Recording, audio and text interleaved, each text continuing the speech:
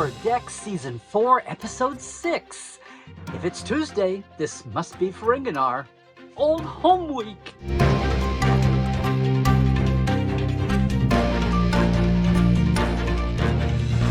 Hey, it is Dr. Trek, Larry Nemecek, coming right at you from the heart of Trekland, letting the dust settle a bit on all the recent Trek episodes and headlines. So look, you don't get a hot take or a quick take. You get a second opinion from Dr. Trek.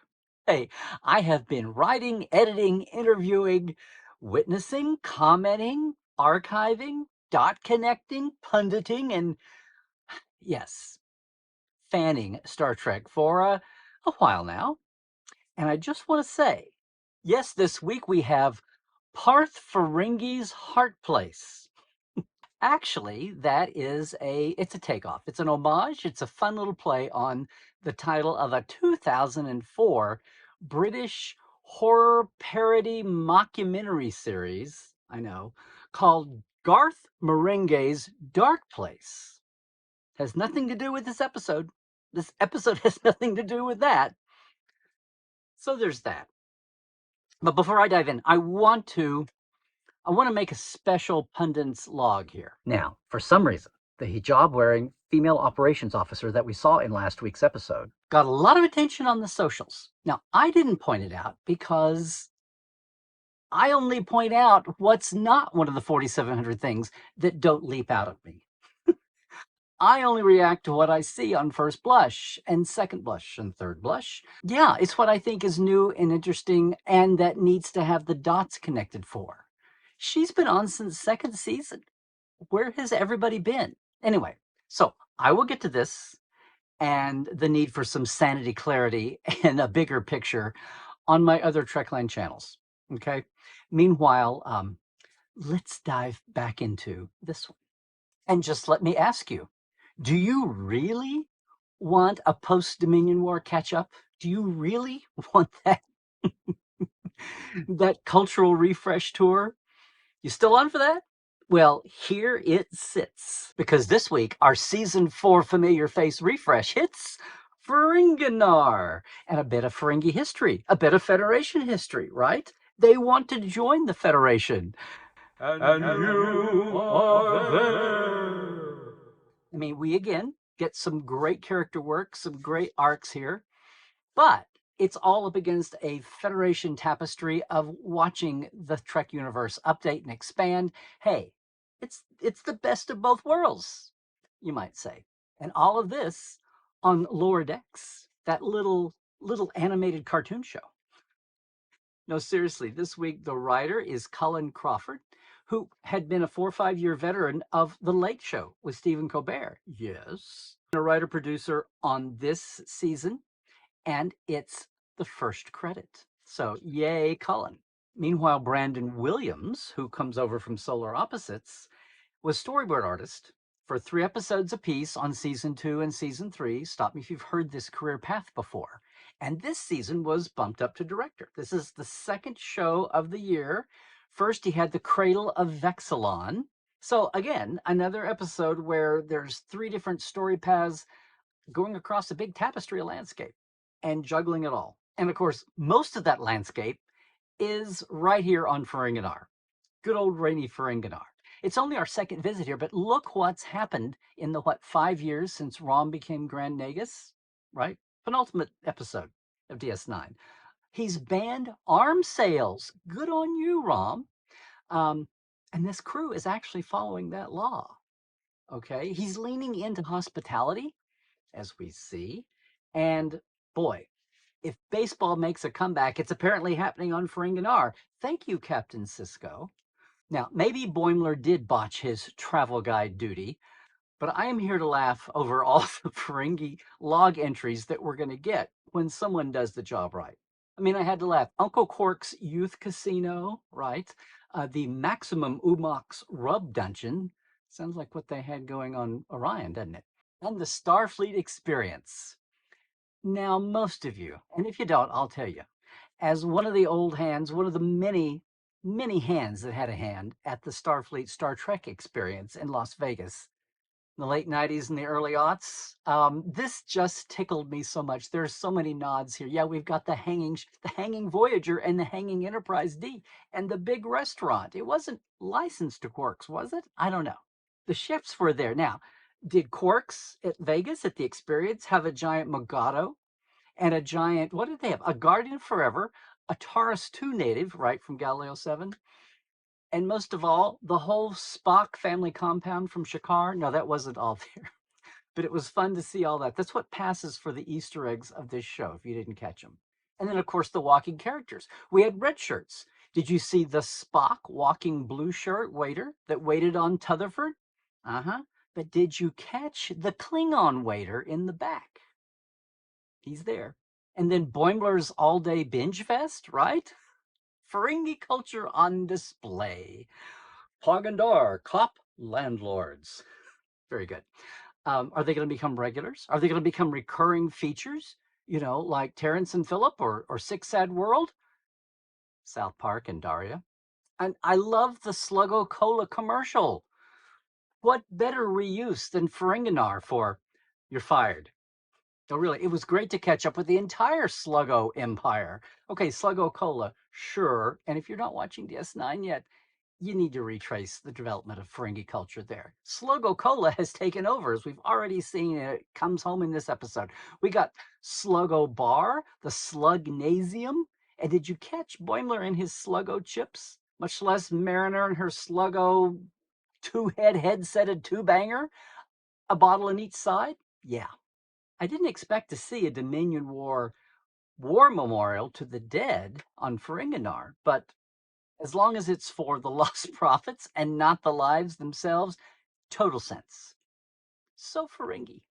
And in the Ferengi tag scene for Boimler, we actually see a military Ferengi officer. And the biggest Ferengi comeback since, well, all of Next Generation Season 2, it's the energy whip again, in a way we've never quite seen it before. Working? Now, it wouldn't be a Ferengi episode without some Ferengi rules of acquisition being quoted at us thick and fast, right? And let's see, we did get number 62. We got the unquoted 194. It's best to know about new customers before they come in the door. We also got number 10, which was unquoted. Freeman's cut off, but she's about to warn the Admiral. Ferengi rule number 10, greed is eternal. Best of all, that rule of acquisition number 8, small print leads to large risk. Best thing of all was that had been beta canon or tier 2 canon. That had only been in Ira and Wolfie's rules of acquisition book. But now it's screen canon, baby. And we even got a Ferengi version of the Horned Canine. You know, like we saw another version back at the Menage Aquarium. I mean, what is this? Every culture's planet, except maybe Earth, has a horned dog? Well, a horned doggeroo, anyway, with a convenient pouch for your disruptor. You're weathering that stem bolt so much it won't even self-seal. Okay, I have a runner-up. When the Admiral sees the price of his bust, oh my. But I do have some questions. And I know we see this all the time with Picard and Cisco and the big powers, even deciding their governments. Looking at you, Arbiter of Succession. But it still throws me when we have these big time negotiations with foreign governments, the foreign powers, and they don't send the civilian ambassadors. Isn't that their job? It just always throws me. Why did the Admiral come up with the lame joke comparison? It's like inside Moab 4 versus outside Moab 4. I mean, really? The genome colony from Masterpiece Society? Why did he go there? Did something happen? Did it get to be big after its Next Generation debut? Is there something we don't know? Well, maybe not. Freeman didn't think it was so funny. And by the way, you've heard of Badmirals. Is this our first Dummeral? We never hear the Admiral's name here, but go back to Moist Vessels, Season 1. That's Admiral Vassie. Oh, and is the Ferengi biker gang, are they playing Domjot? Is that a Domjot with the short cue sticks and the little glowy balls? Is that table going to have to be rejotted? Even more, it's been 7 years since Zek, former Grand Nagus, decreed gender equality all through the Alliance. Are those a couple of females, small-lobed females, we see in the gang, out in public, like it's no big deal? Yay? Of course, the grabber headline, and I did not forget, is who we've got in the guest cast. Because it's been 6 years, well, 6 canon years, since we've seen them. We've got the Grand Nagus Rom in all of his actually in office glory here. Just as we would expect, he is underrespected and underestimated, right? But it is cool and karmic to see Rom taking up the case of baseball because it's kind of a payback for the time back in Take Me Out to the Holosuite when Rom was a goofball with baseball. Ironically, the exact opposite, Max Grodenchik, was a great high school baseball player and actually thought about being a professional player before he decided to go into acting. And then we've got Leeta right by his side, not first lady, but first clerk. It's so cool to hear Chase Masterson voicing Leeta again. And here we're seeing she's apparently the brains of the outfit.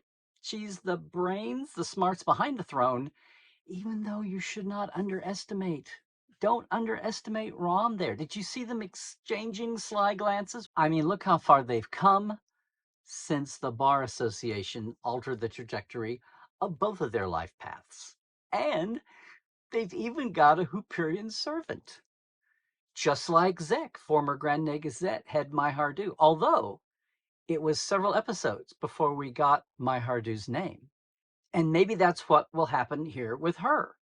Yes, I said her. I'm apparently going by gender norms if they're anything like humans, because this Hooperian is wearing, looks to be a feminine skirt. I could be wrong, but it would be a great blow for what's been happening on Ferenginar.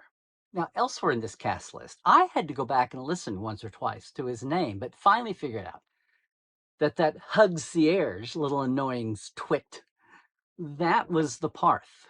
That was the Parth of the title episode. That's where the name comes from. It's also doubly cool to know that it's being voiced by Dave Foley. Yes, he of Kids in the Hall and News Radio fame. Now, back among our familiar faces, it's only fitting that Dr. Miglimo is in the middle of a foodie archives blog. Since his food metaphors were the bane of everyone's existence when we first met him. And you know, Boimler does have his cultural elite side at times. It was fun to see his snobbery get cut down by trashy Ferengi TV. And in the end, we've gotten our best extended boiler scream all season. So it turns out there are no married couples aboard. I mean, Freeman's obviously married, but that opens the door to the good old fake marrieds trope. I mean, that's Nirvana. That is catnip for every sitcom and cop/spy writer's room ever in history. What do you got? You got Cheers, Get Smart, Chuck, Castle, Firefly, The X-Files, the list goes on and on. Now look, did you notice Ransom for a nanosecond considered sending Honus, the bartender, and Nurse Wetlake on this assignment? Those are both males, which means Ransom knew just how far along Ferengi society had advanced since Rom's big egalitarian decree. So there's enlightened capitalism for you on Ferenginar after all.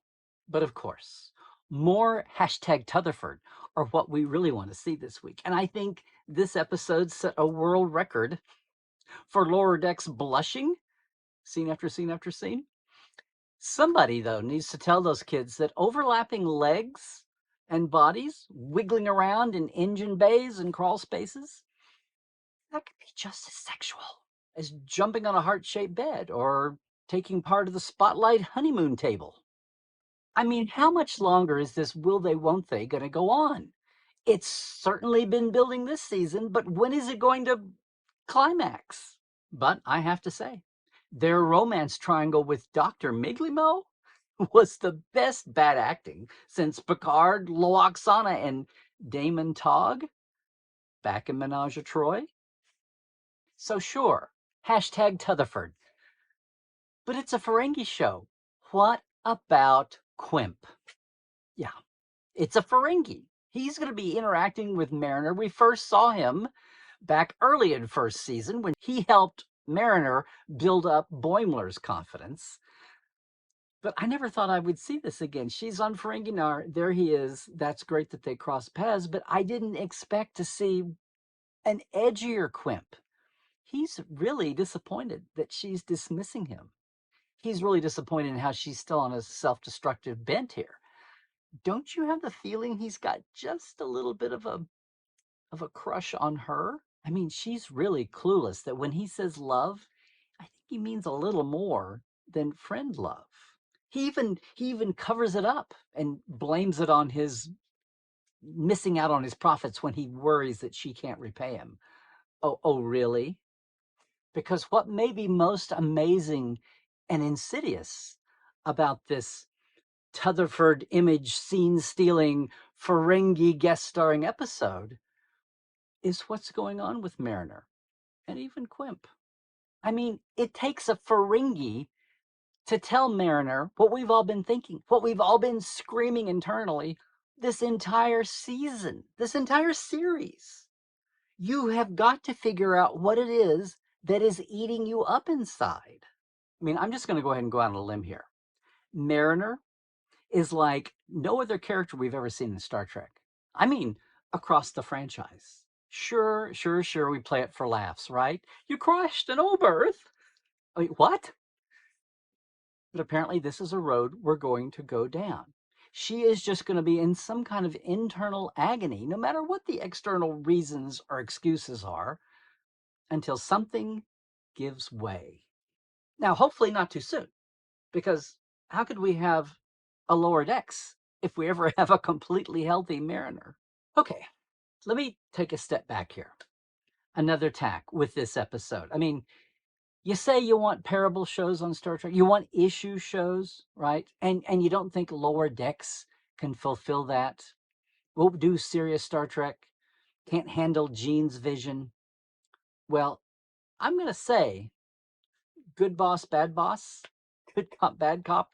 The way we saw the Ferengis developed here, I think we've just seen how people can be progressive and still be really hard bargainers. I think some of the easy tropes about Ferengis being capitalists and then, keeping their women naked and all of that, you take that away, the Ferengis are still going to be capitalists. I think it's another wonderful example of infinite diversity, infinite combinations, only this time things we can applaud about the Ferengi and still have them drive us crazy when it comes to hard bargaining. But in the end, there is a moment of truth and respect and honesty, and whether that's the entire Ferengi culture or that's the good heart of Rom, the way we know Rom and the way Max portrays him, I just don't want to write off that final scene back at the palace. I thought it was really, really sweet and made me think of the entirety of Star Trek. No, really. And on a Ferengi show. But hey, we did see a Ferengi flag on stage with Picard. Yes, in the real present there, 2401. So apparently, at some point over the next 20 years, this whole Ferengi joining the Federation is going to be a thing. And you saw it happen at the starting gate. And the other thing about this episode, it was so subtle. You don't expect Lower Decks, the animation, to be on the sexual revolution forefront. I mean, they play with your low expectations about things being racy, and yet look how much gender issue has been taken up here. Gender fluidity. We're having a lot of fun with Rutherford and Tendi, the Tendi, and watching. Well, what do you call what they're doing here? I looked at Urban Dictionary. I found this term skinny love, but I almost want to call what's happening with hashtag Rutherford friends without benefits. It's a fascinating thing. Is there a good term for the two that are too embarrassed to know they're really falling for each other and the last thing they want to do is admit it out loud? Is it really a when Tendi met Rutherford? We'll see. We'll see. Oh, one last thing. Was our weakest link Ferengi in that opening crew in the pod? Was he actually there right on time expecting the mystery agonizer ship? Even if what happened was not what he was expecting? One more clue. And I guess that's a great place to sign off on this second opinion. But hey, what did you think? What did you think about what I thought? You can leave a comment below, please, if you would. And hey, like and subscribe too, ring the bell, do all the things. Most of all, I dare you subscribe for some sanity in Star Trek, right? If you appreciate my Dr. Trek point of view and everything we do in Trekland, please, I invite you to go over and look at our live experiences like Portal 47, backstage every month. Trekland tours, or yes, our podcasts like the Trek Files from Roddenberry, the live stream Trekland Tuesdays live on Tuesdays, all of these past second opinions, and even Cadet Alice and Dr. Trek Talk Prodigy. It's all there at LarryNemecek.com. Take a peek, including our TeePublic store too. See you next time, and Trek well.